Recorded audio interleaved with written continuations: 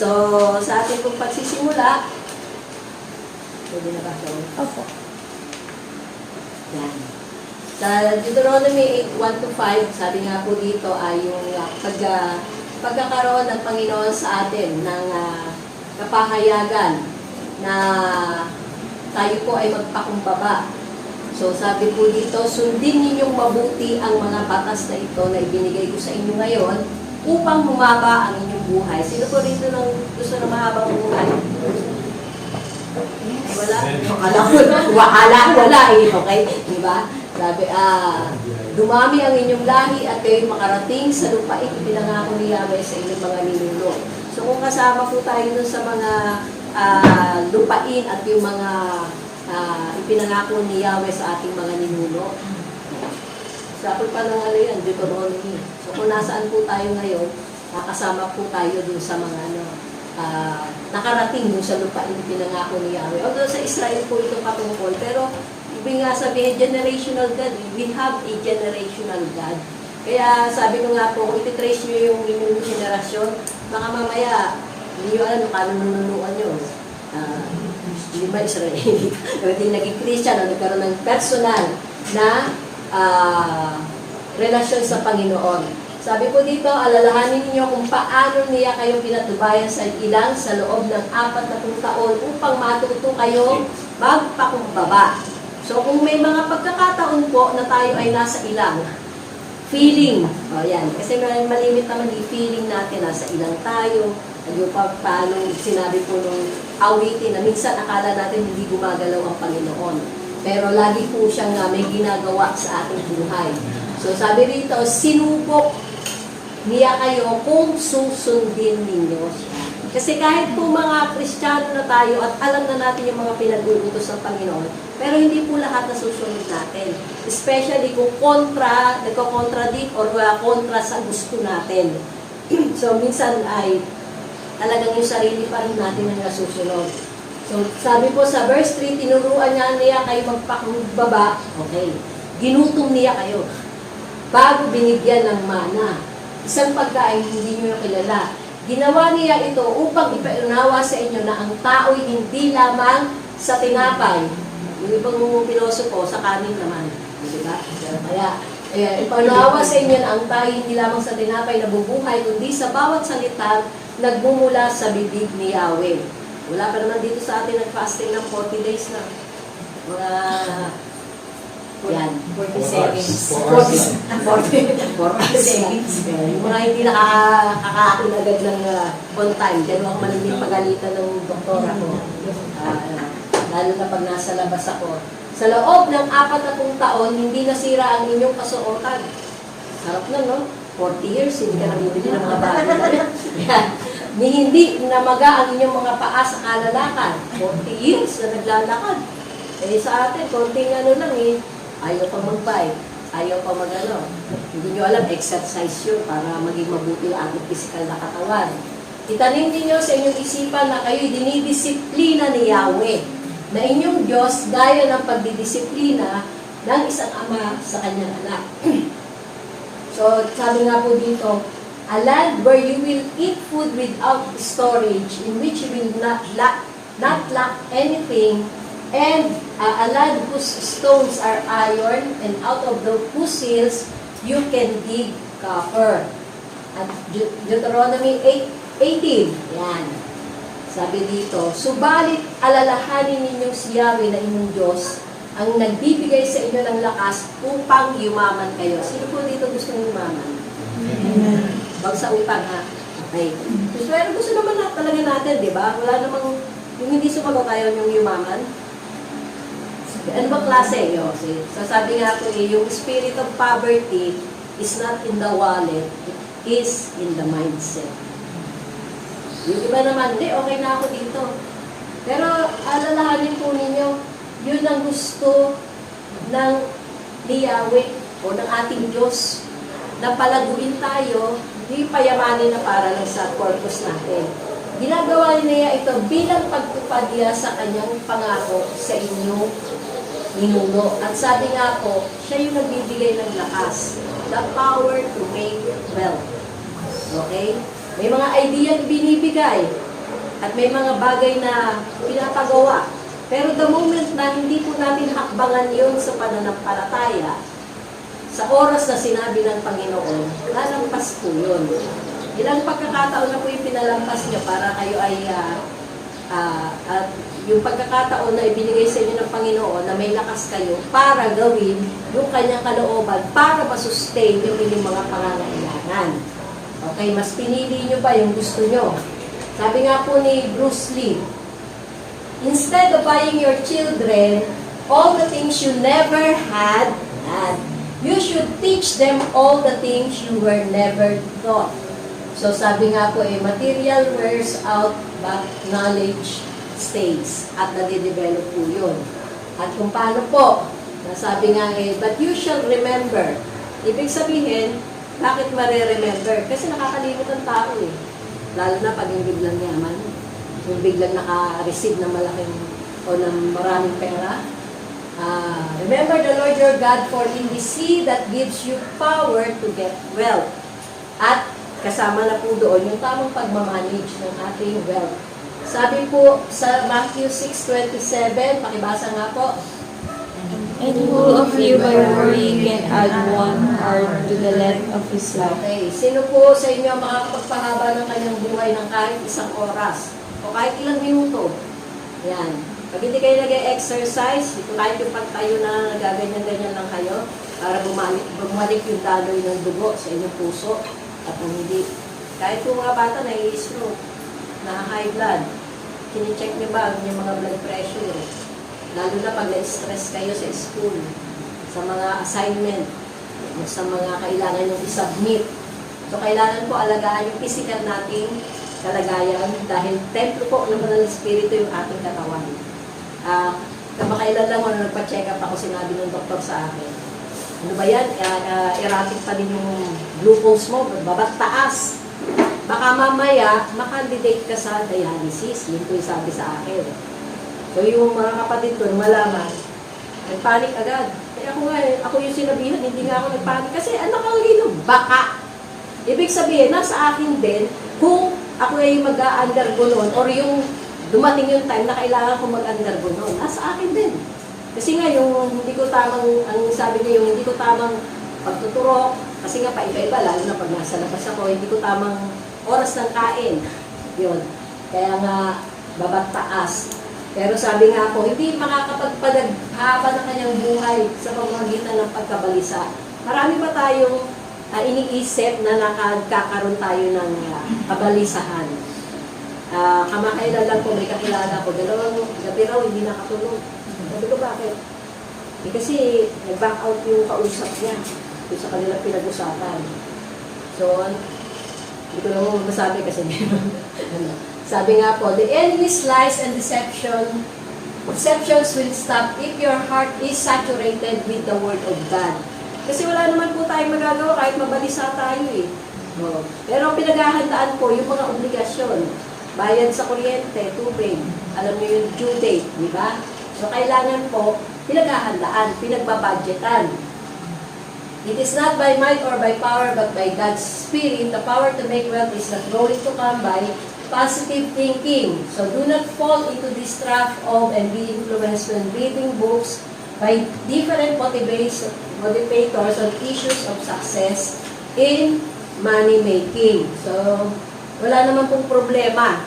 Kaya lang, pag yan po yung pinagbasihan natin, instead na yung hindi po nababagong prinsipyo ng salita ng Diyos, wala pong problema kumonsulta kayo, lalo na yung mga may alam sa business. Especially yung mga Christian na may business, na alam nyo pong maayos, kasi may mga Kristiyano hindi maayos yung pagpapalakad doon sa business Kaya nga, di ba yung sinasabi sa yung tusong katiwala?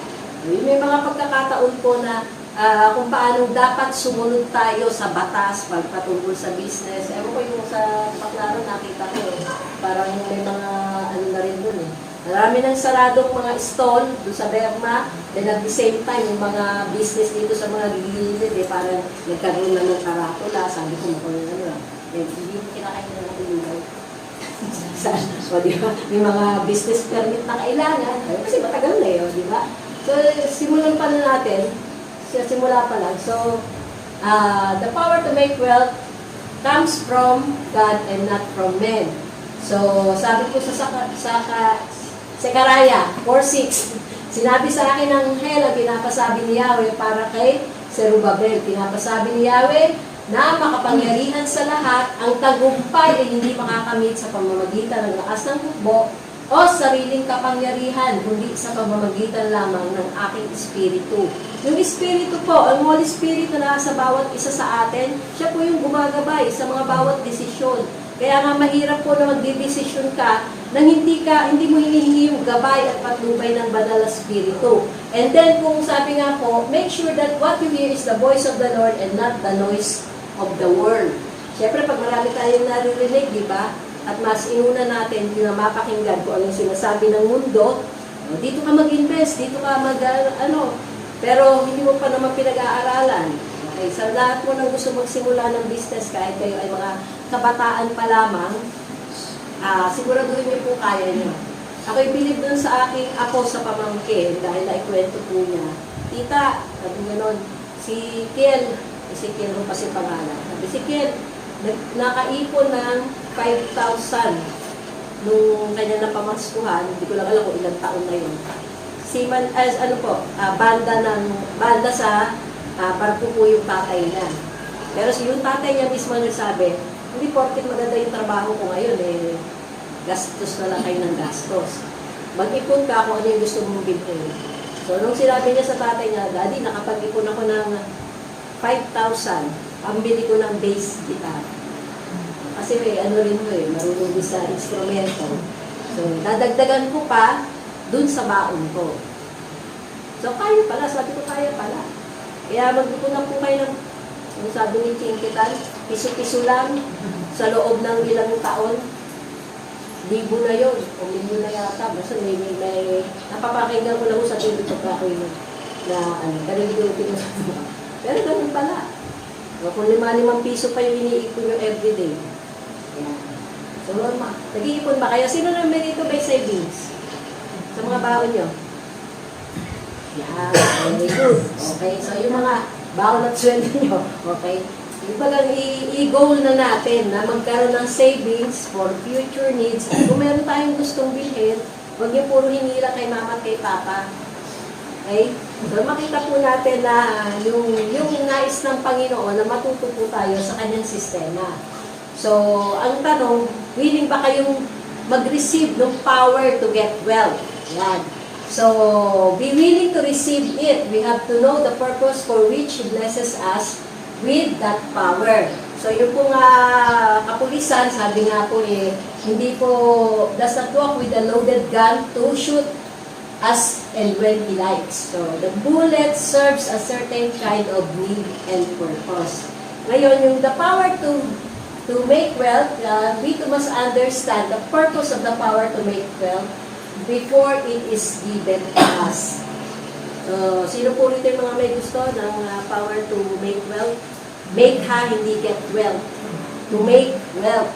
So, pag sinabing make, kaparte ka doon. Meron kang gagawin. Hindi basta ibubuhos sa iyo ng Panginoon. At, bakit po? It is dangerous when we have power and don't know why it has been given to us. Even po yung mga authority or yung mga responsibility sa isang kumpanya. Pag hindi mo alam, petiks-petiks ka lang sa trabaho mo. Okay? Pero kung alam mo yung responsibilidad mo, doon ka magpo-concentrate. Pangalawa, the man must be conditioned to carry such power. So, God humbled His people to make them understand that man does not live by bread alone, but by every word that proceeds from the mouth of God. Congratulations po sa mga everyday na nagbabasa at nagbo-vote dun sa ating pong poll. Yan. So, yung sana hindi nyo lang basta binabasa, kundi patuloy din inuunawa. Nabasa ko yun isang taon. Kaya nga yearly matapos natin yung Bible reading.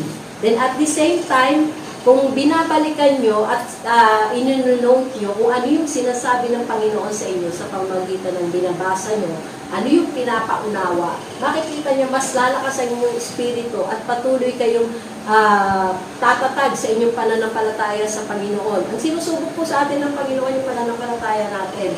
Kung halimbawa hindi niya ginawa, yung ina-expect natin gagawin niya, ina-expect lang natin gagawin niya. Eh, hindi pa yun yung timing niya. Yan.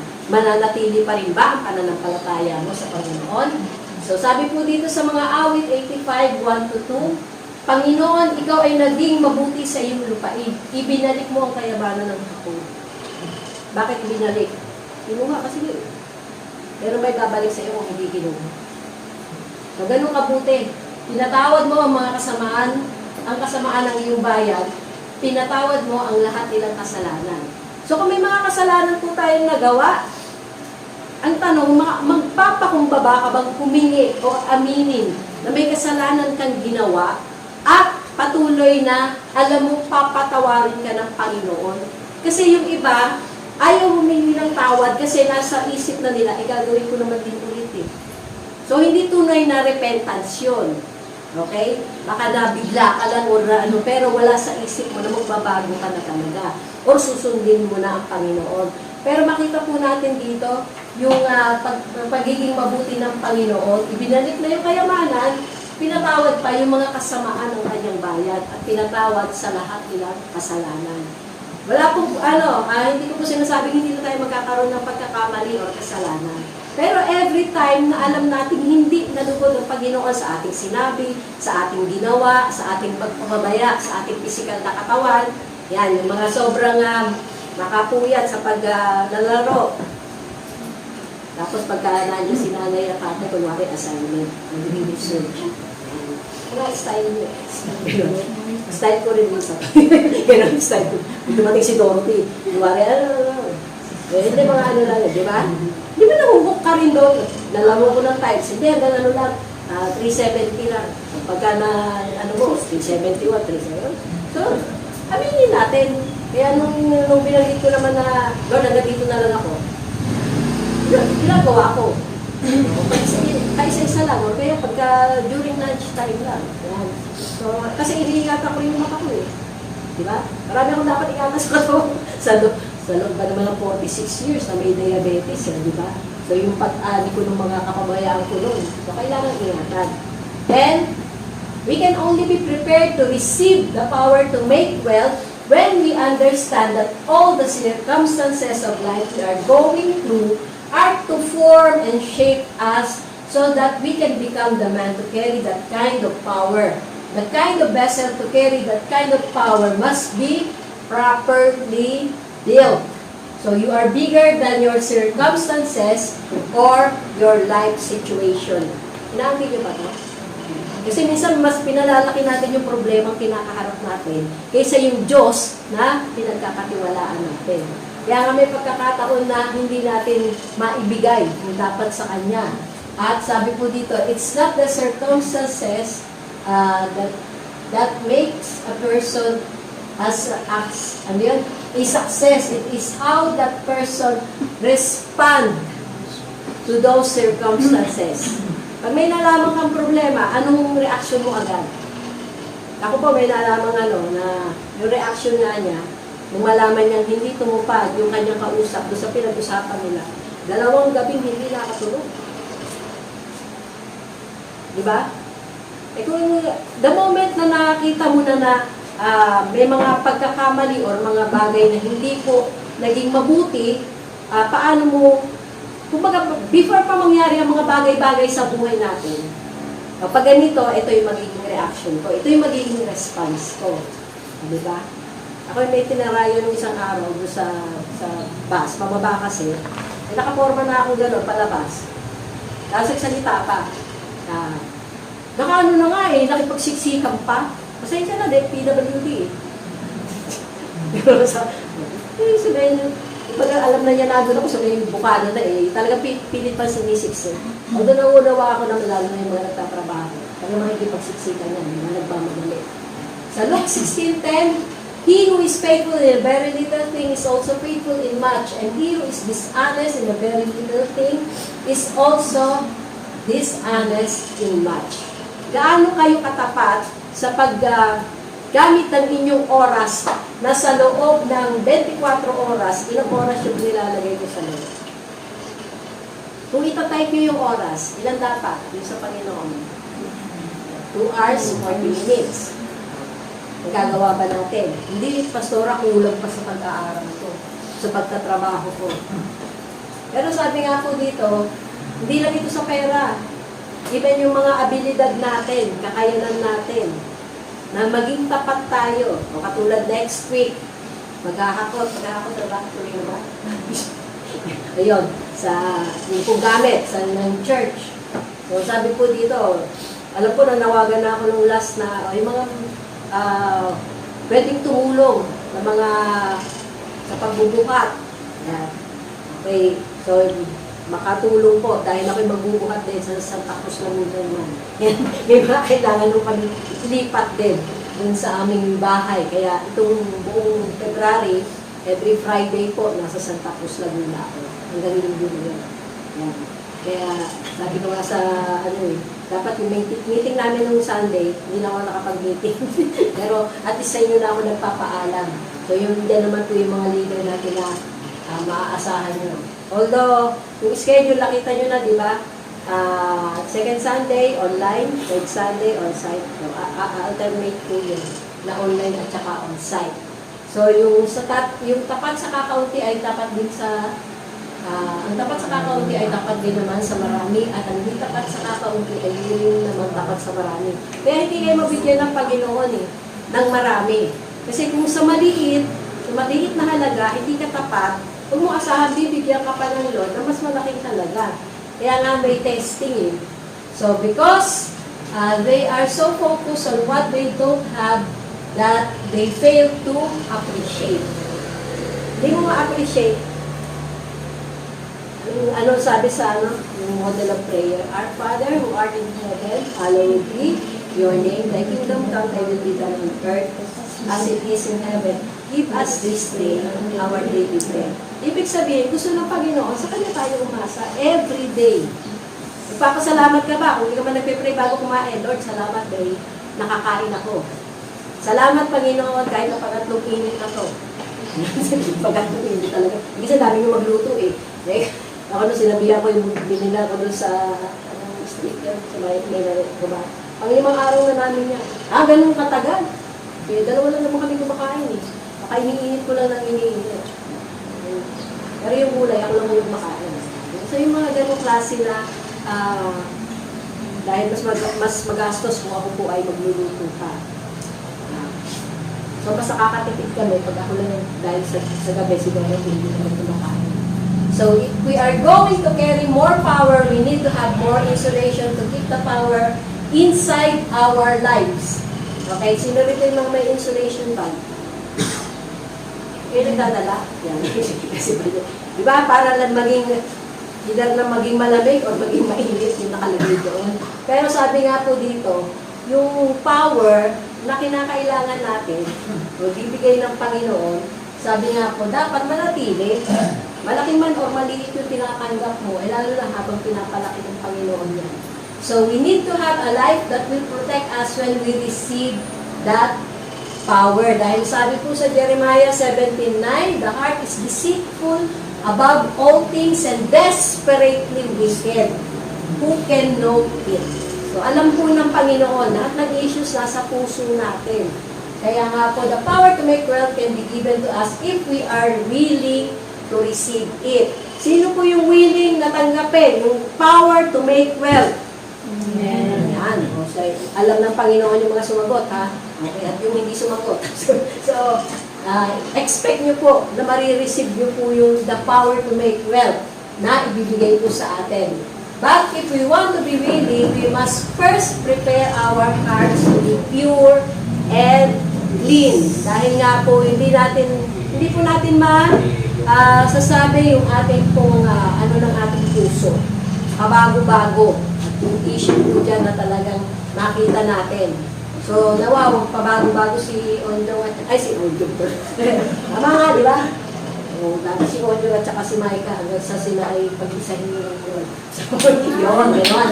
Okay, Jeremiah, sabi nga po, don't follow your heart.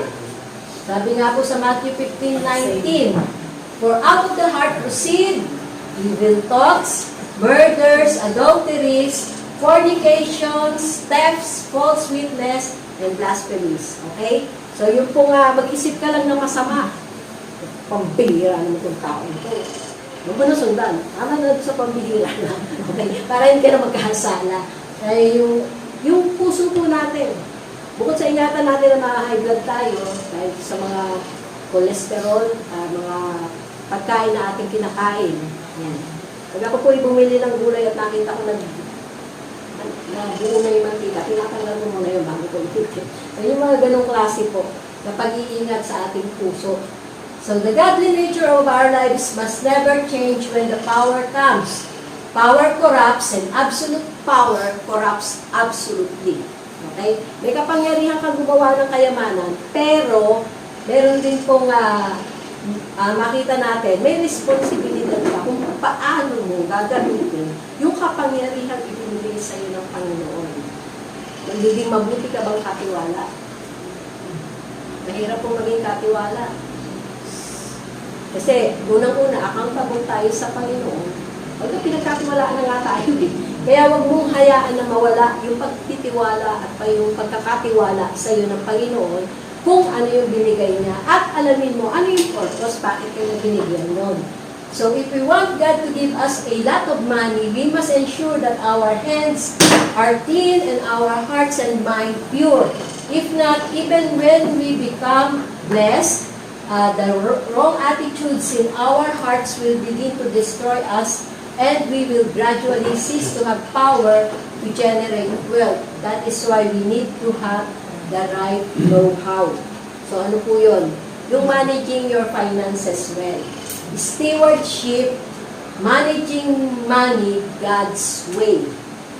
So, naunawaan nyo na po ba na yung perang hawak mo ngayon, yung lakas para magtrabaho, yung lakas para mag-business, maghanap buhay, or kung man yung abilidad na ibinigay sa inyo ng Panginoon, even po sa mga old age.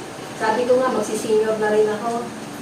Sabi nga na ate ko, mayroong mga ano doon sa Pure Gold, may mga senior silang empleyado. Oo nga, mag-a-apply nga din ako. Gano'n. Kasi pag senior na ako, sana maganda ka na. So, ibig ko nga sabihin, basta may lakas ka, pwede na. Tingnan nyo lang sa mga inyong mga lugar kung meron pong ganong klase na programa. So, dito po, yung pong pinrapisay ni Dr. Jonathan David. So, nandito na po tayo. 4 years of crisis, bleeding cow. Sabi nga po at makita po natin, 2025 hanggang 2029 yan. So, kaya nga pag nakikita ko po yung mga lagay ng mga business sa Baclaran, pag pinapapalayo doon, makita po natin na meron pong mga pagkakataon talaga na kailangan pinahayag ng Panginoon para tayo yung mag-adjust at mag-prepare. Okay? So, yan po yung, ayan pa yung buo. Alam ko, nabigyan ko na kayo ng kopya dati. Pero nandito po yan lahat sa ating manual. So, sabi po, sa Amos 3:7, surely the Lord does nothing without revealing His secret plan of the judgment to come to His servants, the prophets. Tunay ng Panginoong Diyos ay walang gagawin malibang kanyang ihayag ang kanyang lihim sa kanyang mga lingkod na mga propeta. Kaya nga po, advance na tayo. Matagal na ito, no? Pang 2019, nung malaman ko na ni Pastor, 2012 pa pala, 7 years of plenty. So, ano po yung ginawa natin, ng time ng plenty? Okay? At yun pong mga susunod pa. So, dapat prepared na po tayo.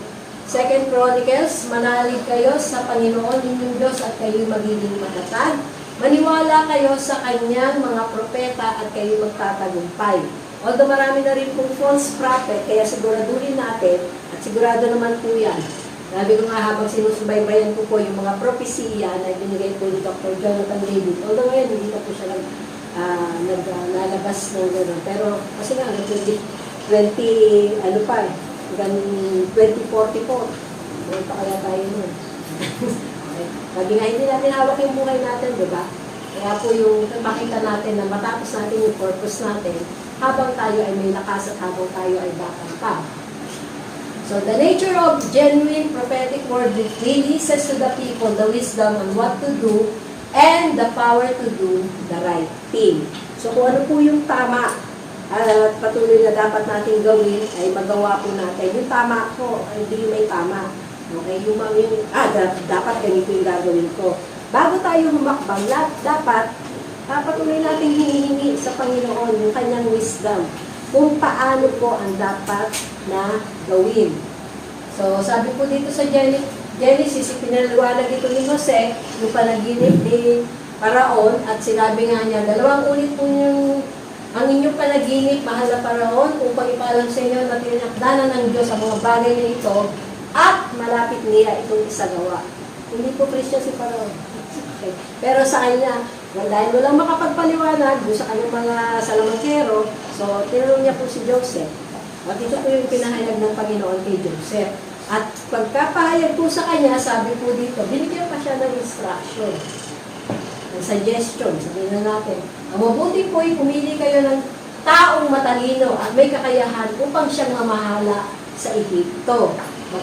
Maglagay kayo sa buong bansa ng mga tagalikom ng 5 bahagi ng lahat ng aanihin sa loob ng 7 taong kasaganaan. So, 5% lang ha. Buong bansa naman kasi yun ng Ehipto. At makita po natin, ano po yung mga estratehiya. Basahin mo na lang po yung buong yun. Sabi, strategies to protect ourselves. So, we need to set aside resources during the time of plenty so that we will have a smooth transition during the lean years. Huwag mong gastos ng gastos at matutong mag-ipon, magtabi ng kahit sabi nga 5%.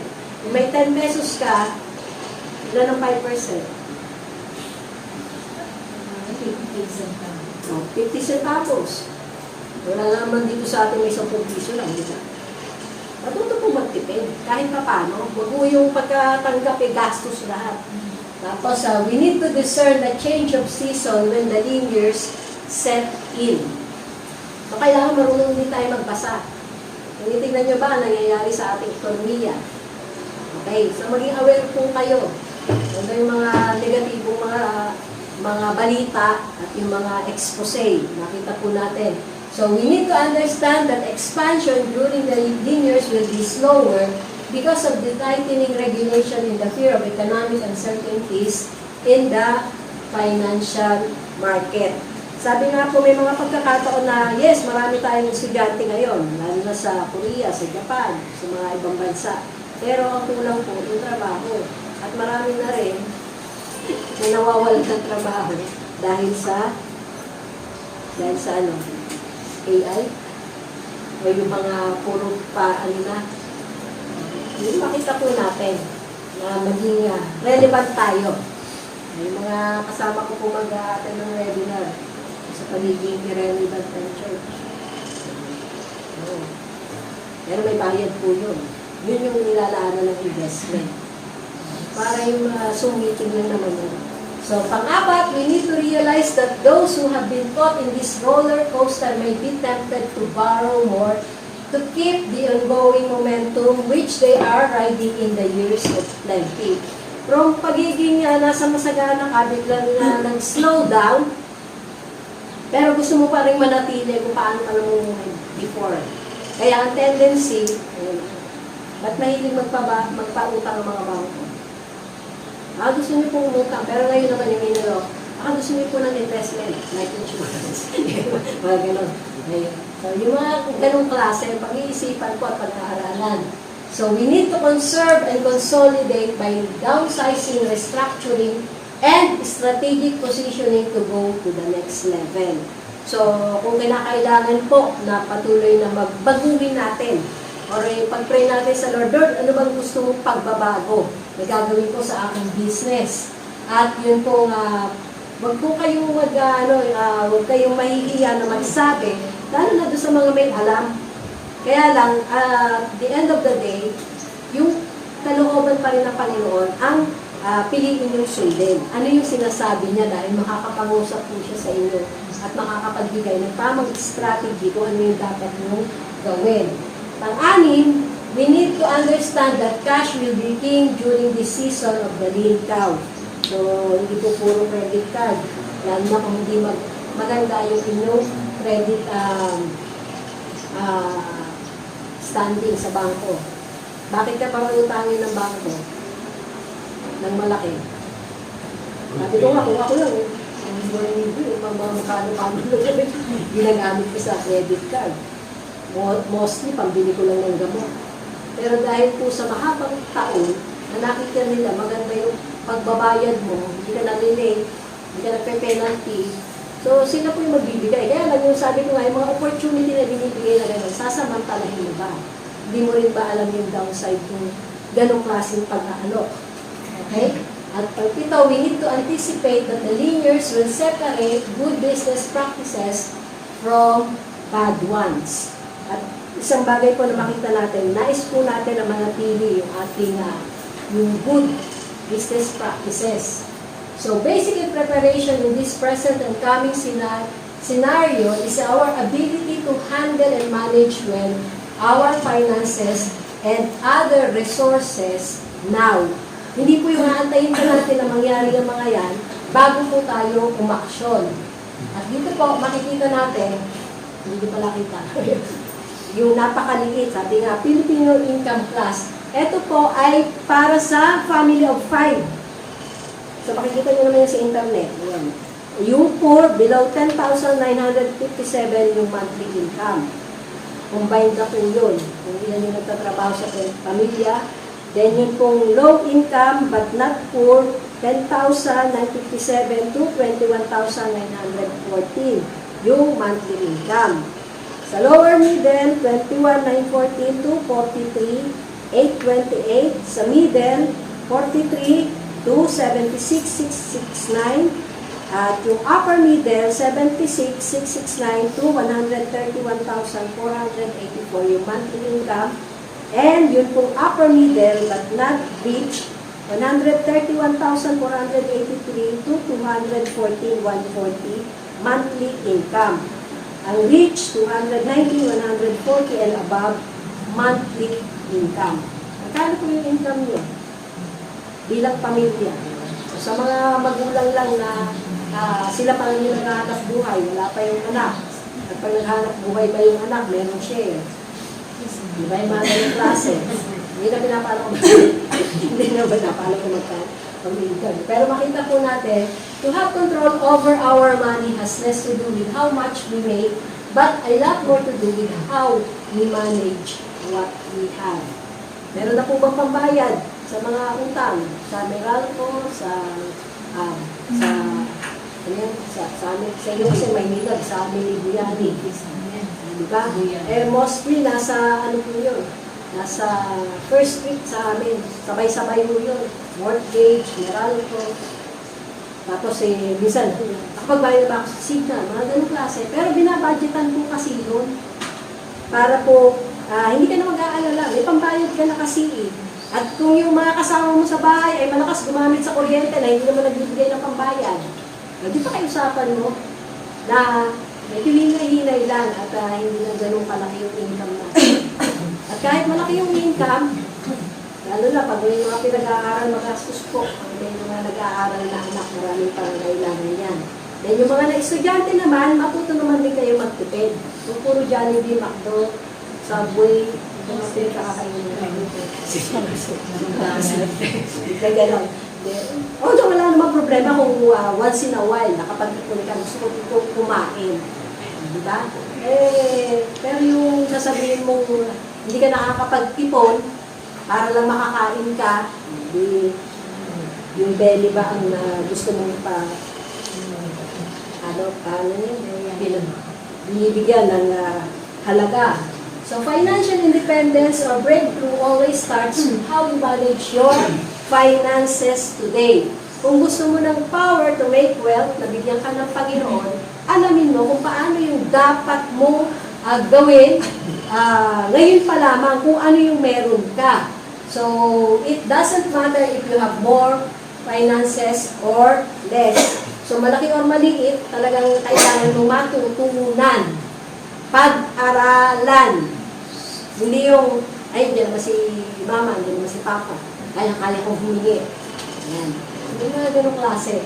We need to recognize that managing money is a spiritual issue. Jesus spoke more about money than the subject of heaven and hell combined. Of all the recorded words of Jesus, 15% is on the subject of money. Why? Bakit po? 15%. So, yung 85% yung ibang subject na yun. Pero 15% about sa pera yung pinapangaral ni Jesus. So, our attitude towards money is of utmost importance because it is the reflection of our attitude towards God. So, isa pong bagay na makita natin, yung pong tinitignan ng Panginoon, pinagkakatiwalaan ba natin siya sa mga bagay na pinagkatiwala niya sa atin. Yung buhay natin, yung lakas natin, yung kalusugan natin, gaano natin patuloy na inilalagay sa biyaya po ng Panginoon at ina-acknowledge na siya yung nagbigay nito sa akin. Sa Matthew 6:24, no one can serve two masters, for you will hate one and love the other. You will be devoted to one and despise the other. You cannot serve God and be enslaved to money. At sa Deuteronomy 14:23, the purpose of tithing is to teach you always to put God first in your lives. So, yung pong tithing, pag sinabi ng tithe, 10%. At yung pong matirang 90%, sa Panginoon pa rin yan. Kaya lang, paano mo ginagamit? Pinagkatiwala sa'yo. Kaya kung meron kang tithes, wala kang offering, wala ka pang binigay sa Lord. Binalik mo lang yung kanya eh. Tapos, yung offering mo, nilalagay mo sa mission, kindness. So, yun po yung seed na itinatanim mo. So, true financial success comes not from accumulating a large surplus in our bank account, but from following God's plan for our finances. Yan po ang sinabi ni Dr. Jonathan David. So, yun po tinitignan ba natin yung ating, meron pa kayong mga bank account? Tinitignan nyo ba? Kung magkano ng laman? Magkano nakita kami? At least may maintaining balance. Hindi below maintaining balance. At pag nag-below naman, siguraduhin mong maibalik mo bago magkatapusan ng buwan para hindi ka penalty o mabawasan sa withholding tax. So, isang biyaya po ng Panginoon na patuloy na sabi nga sa Luke 16:10-11, whoever can be trusted in very little can also be trusted with much. And whoever is dishonest with very little will also be dishonest with much. So if we have not been trustworthy in handling worldly wealth, who will trust you with true riches? So yun po yung nais ng Panginoon. Di ba kayo na-amaze? Simpleng tao lang tayo, pero pagkakatiwalaan tayo, pinagkakatiwalaan tayo ng Panginoon. So, dito po talaga makikita natin yung attitude ng ating heart pagdating po sa mga pinagkakatiwala ng Panginoon sa atin. Sabi ko nga po, noong January, binigyan ko ng pagkakataon po yung mga nag-share. Sabi ko, sige, kung anong bigay sa inyo ng Panginoon, yun ang i-share nyo. At habang tinitignan ko po, kasi nakahanda na to eh, na talagang yung, sabi ko, Panginoon, ano ba yung gusto mong i-share namin sa church? Ito po ay inaaral namin sa SCB. So, kaya nga po, ginawan ko kayo ng student manual para ma-review nyo at patuloy na, kaya nakulang pa nga, dahil yung na hindi ko pa lagi. Pero hindi ko bibigay sa inyo, makayaran mo. Investment po para sa dagdag na ating mission fund. So, by third Sunday nyo na makukuha at preparation magpahuli budget. Hindi ako dyan. So, yun yung po yung nais ng Lord. At sa mga susunod na buwan, meron na rin po kingdom peace at yung pamumuhay sa kingdom. So, yun po yung nais ng Panginoon sa atin as a church. At yung pong paghakbang natin sa kanya pong naisin na patuloy na yun pong pwesto natin sa Vista Verde. Actually, may tinitignan ako sa Baclaran, yung police na sa may airport road. Bakit? Ayaw ko ba doon sa Vista Verde? Hindi ko. Yan. Pero kasama na po kasi yung pagkahanap ko ng hinahanap ko ng kapatid ko. Sabi ko, ay, pwede dito yung church. Tapos parang tatlong, tandaan niyo ba yun sa may airport road bago mag-BDO? Yung yung clinic dati doon, sinara lang yun. Dahil hindi pa kasi gusto mas maganda. mas modern yung building. Pero sabi ko nga bago ko tanungin, tinext ko pa yung anak ko, anak, tama ba itong itatanong ko? Doon sa, kasi puro number, di ba yung sa Bukalo dyan, meron din number. Yung bahay dyan. Puro number lang, di ba? Save. Sa pasin pa yun. Yan. So, yun yung mga ganong klase, yung tamang pagtatanong na kinakailangan. Kasi mga business people yun. So, yun po yung kailangan din natin pinag-aaralan. Kung gusto natin magtayo ng business, gaano ba, tama ba yung lugar na pagtatayuan mo? At the same time, yung pong mga makakatuwang mo. Yung yung kumagin ko po, nagtayo ng business, may banda sa gabi. Kinukuha niya yung dalawang kapatid niya na employee. Ayaw kumaya. Sabi ko, huwag kayong umasa sa tatay niyo. Hindi lahat na malakas ang tatay niyo. Nasa tamang edad na kayo, nakapagtapos naman na kayo, bakit ayaw yung gawin yung abilidad na meron kayo na ang Lord ang nagbigay? At sabi nga po, kung may mga pagkakataon na kulang ng ating kinikita, pwede pong ibawasan yung ating mga gastusin. Yun naman yung baon ng anak. Pero kwentahin nyo, magkano ba pumasahe, magkano pagkain. Alam ko dito, meron nagbabaon ng pagkain, nagamit sa kanilang bahay. Meron ba? Yun, di ba? Dahil nagmamadali ka lagi, o mga ganong klase na, syempre nga, abala pa pag pagpipila ka kayo. Pero makita po natin, nais ng Panginoon na ano man yung pinagkatiwala niya sa atin, ay patuloy po na makita natin na mabuting katiwala tayo para dagdagan pa niya. Yung pagsubok po sa atin, lalo na yung mga kabataan, matuto kayong mag-save. Kasi kayo yung tatamaan nung sa prophecy ng pagdating sa mga, hindi natin alam kung may trabaho pa kayong maa-applyan. Tayo pong lahat ay manalangin. At sa biyaya po ng Panginoon ay kayo po ang patuloy na mag-decide. Ito po yung nagkaroon pa next sa on-site, sa online natin. So, saka ko lang ibibigay sa inyo sa third Sunday na yun pong manual para po balik ang aral nyo din. Okay? Heavenly Father, narito po, Panginoon, na in-impart ko po, Panginoon, kung ano po yung nasa aking spirit, kung ano po yung mga bagay na ipinahayag mo na po sa akin. Dalangin ko po sa mga tumanggap ng kapahayagan ay maisagawa nila ito at patuloy na maisipan, Panginoon, sa kanilang buhay. Ano po yung nararapat nilang adjustment na gawin upang ikaw po ang maluwalhati.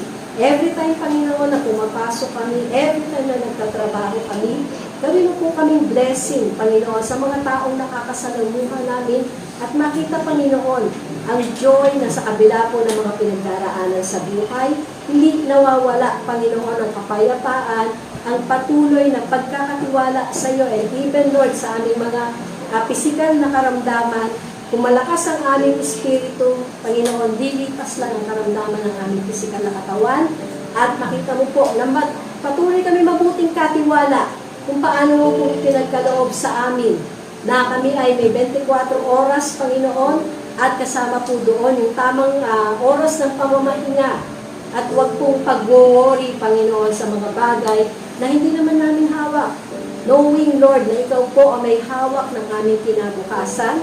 Kung ano lamang po yung pinapagawa mo sa amin ngayon, ay magawa namin with excellency, Panginoon, at yung tamang paraan, tamang oras na inapoint mo upang lakarin namin ang mga bagay-bagay at patuloy pong ma-settle kung anumang accounts na meron kami na hindi po nagbibigay kaluburan sa iyong pangalan.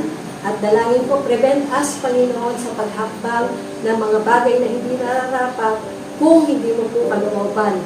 At patuloy, Lord, dalangin namin ipagkatiwala lagi sa iyo ang mga bagay na didesisyonan po namin sa buhay at sa aming kinabukasan.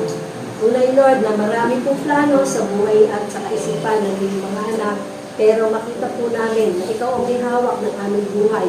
Ikaw ang may magandang plano para sa aming future. At sa iyo po namin ipinagkakatiwala ang lahat ng bagay. Salamat po sa patuloy na kagalingan ni Brother Jumbo at kung sino man po, Panginoon, ang mga nakakaranas pa ng karamdaman. At At dalangin ko, Panginoon, ang malakas na immune system ng bawat isa kung patuloy po nilang iniingatan at patuloy na hindi sinasamantala, Panginoon, o hindi po makita mo, Panginoon, yung kanila pong way of living na patuloy po ang kanilang lifestyle, Panginoon, na hindi po pinipilit na gawin ang lahat ng bagay, kundi kung ano lang yung inilaan mo para sa araw na yon at patuloy, Panginoon, na makita po yung pong kahalagahan na hindi lamang po basta nagbabasa ng iyong salita, kundi inaalam ang iyong kalooban sa pamamagitan ng kapahayagan ng Banal na Espiritu na nangungusap po sa bawat isa sa amin. Yung po rin pinapasalamatan ko po namin and accept, Panginoon, ang aming mga tithes and offering. Salamat din po sa mga nagkakaloob through online banking at patuloy, Panginoon, na same na pagpapala, ipagkaloob mo po sa kanila pong mga tanim at patuloy pong pag-honor sa iyo at patuloy pong makita na ikaw ang laging inuuna sa aming buhay at ikaw po ang maluluwalhati. At akin pong sinasaway sa pangalan ni Jesus ang maling paggamit ng pera sa maling paraan, Panginoon, na hindi po nakalulugod sa iyo at makita po ng bawat isa. May pag-asa, Panginoon, may kapatawaran kung may mga pagkakamali man kaming nagawa at patuloy, Panginoon, ikaw ang magbabalik sa amin ang mga bagay na nawala kung makikita mo na itatama namin ang mga mali sa amin. Thank you, Father God, for your faithfulness and your goodness in this church and in the lives of your people. At salamat po aming Ama sa Langit, maging ang future ng mga kabataan na patuloy po pinabubuti ang kanilang pag-aaral para po, hindi lang para makilala sila o patuloy na ma-recognize, kundi, Lord, makita po nila at their young age, Lord, makita nila ang purpose mo. Bakit po sila binigyan ng ganung klaseng desire sa puso kanila kinukuha at ano po yung gagawin mo sa pagdating ng panahon na kaya na po nilang gamitin ito para sa iyong papurihan at patuloy po pagiging matapat sa pagsunod sa mga patakaran ng aming gobyerno at ganun din, Panginoon. Wala pong mandaraya, Panginoon, sa kanila pong pagtatrabaho, sa paggamit ng oras, paggamit ng abilidad, at ganun din, Panginoon. Bawat isa ay patuloy pong matuto sa pag-handle ng mga taong kanilang nakakasalamuha at makita po, Panginoon, ikaw sa buhay ng bawat isa. Sa pangalan ng Ama, ng Anak, at ng Diyos, Espiritu Santo. Amen.